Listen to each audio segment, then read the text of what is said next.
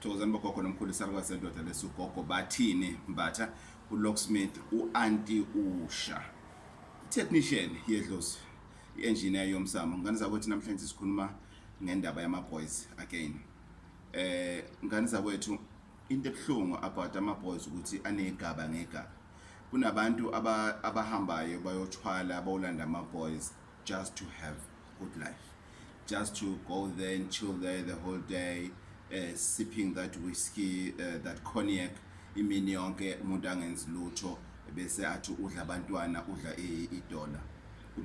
That is one part.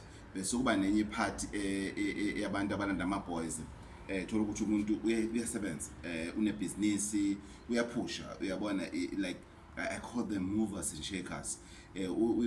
Uyazama kukhona enzayo kukhona business ngalo unebutcher une-funeral parlor unesonto whatever but kukhona into ayenzayo abafani lama-parents ngazakuthi lama-parents lawa awu-2 esikhuluma ngawo ama-parents angafani la uqala ama-parents I call them ukuthi you know the attention seekers yabona into abayifunayo nje ukuthi babonakale ukuthi kukhulunywe ngabo ukuthi lokhu zani baningi abantu abanama-boys ongeke ubabone usho ubabona shallow profile ama-boys awasho ukuthi hamba uyo show offer athi spending money kunomehluko ngane zakwethu ama-boys awasho ukuthi hamba uyo show offer bathi spend money ukuwena ukuthi le mali uyispenda kanjani abanye bayispenda ngokuthi they invest aggressively ubathola yonke indawo la kuthiwa kune opportunity khona they invest they help other people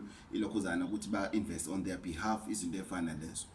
That is another part of ama-boys. So sikhulume ngalabo aboqala abantu abayithola bama victim ngendlela ecacile yini ama-slay queen ama-slay queen odade wethu abangani bethu abanye and everything.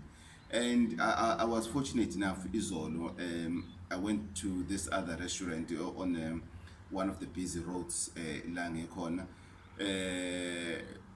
ngahlala phansi nalentombazana and ngendlela engimuzwa ukukhuluma ngayo ungibonile ku YouTube and ufune ucele u-engage nami kancane ukuhloniphile ukuthi mina ngizolo ukudla lapha then ngiyahamba sase sikhuluma and you can see ukuthi lo muntu uyafuna ukushintsha you can see ukuthi lo muntu lona lento ayenzayo lena akasayithandi kodwa impilo yakhe sekayisethe yaba laphayana wayisethela ini ukuba yi-slay queen wayisethela ini ukuthi abe umnikelo eyakhe ikhesi wasingane zakwethu ingizwisa ubuhlungu kakhulu ngoba yena uyazi ukuthi lo muntu athandana naye unama-boys and what happens ebusuku uyazi yena ukuthi akakaze alale na this guy physically kodwa uyavuka edake elokuza uthi yena isikhathi sakhe imini yakhe iqala ngo-2 ntambama because ekseni makasuka kuyena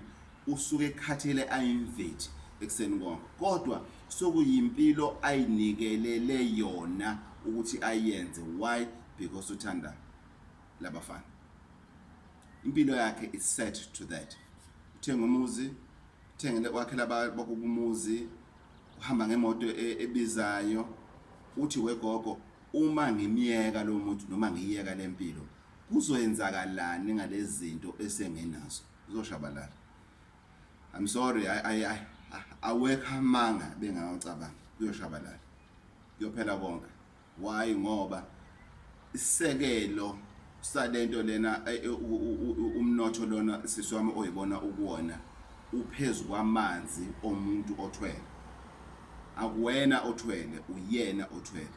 I don't know yena ukuthi what would happen because angazi uthwele kanjani angazi what happened but wena dadewethu uyophela konke trust me angikhathali ubana ngathini ekamereni ini kuyophela konke why ngoba lento lena ake siphinde sibhekeni kanje ngane zakwethu uyithola usesimweni lapho unemali urich kodwa le mali lena akuwena wayilanda la ilandwe khona kukhona umuntu owayilanda owalandelwa into yakhe then wena you expect ukuthi uzothi mosophumile lapho uzenzala anything. No, hlala lapho dadewethu. You are stuck with isinqumo osithathile. You are stuck with it. Ayikho into ozoyenza futhi babudlala ngemali yakho. Nalowo muntu loyo ozokuthembisa ukuthi yena ngaqinisa ukuthi le mali ingasanyamalali kuwena, uyakhohlisa. Uthi lo sisi lona, mamela ego, njengoba ngilana I can pay any bill. Unginikile i-black card yakhe, I can pay any bill njengoba ngilana. Kodwa i-account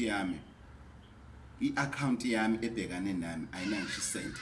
Kodwa njalo ngenyanga iba khona imali ezongena ayifake iphume iyobhadala ibond, iyobhadala imoto, iyobhadala ini. Ezinye izinto engiqhashisa ngazo like properties lena eThekwini, those properties ngiwathenge through yena, uthi awami. Angisazi ngenze njani. The only thing angitshela yona ukuthi kufanele ngithole umuntu ozongikhanda inkomo, that's it. Why? Because ama boys amdamagile, akusekho lutho. Yes, again angeke asakwazi ukuthandana nomuntu onormal, angeke asakwazi ngoba use damaged esithweni sakhe sangasese. So guys, this is a very serious thing. Please guys, share it as much as you can. Mantombazana, yekani ukuzenza ama victim. Hambani esikoleni, work hard, open your businesses.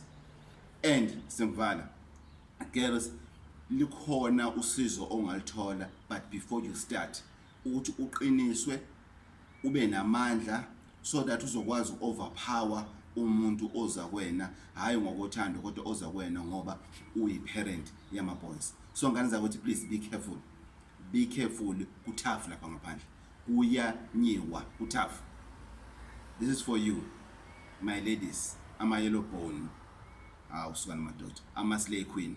Ngani zakwethu, hlalani ngentombi, thokozani.